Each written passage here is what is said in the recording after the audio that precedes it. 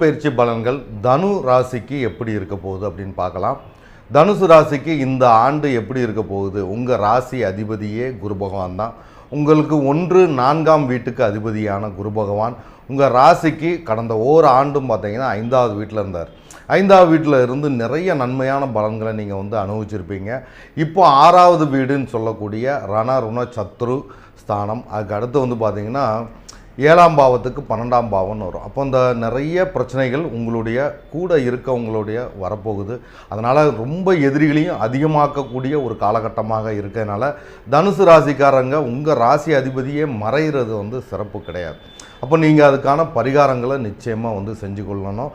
பரிகாரம் அப்படிங்கும்போது நம்ம ஆலங்குடி போகிறது, தட்சிணாமூர்த்தி வழிபாடு தொடர்ந்து பண்ணுறது, குழந்தைகளுக்கு ஏதாவது செய்கிறது, பசுவுக்கு வியாழக்கிழமை நீங்கள் ஏதாவது உணவளிக்கணும். அதாவது வாழைப்பழமோ அல்லது கீரையோ இதை தொடர்ந்து கொடுத்துட்டு வாங்க.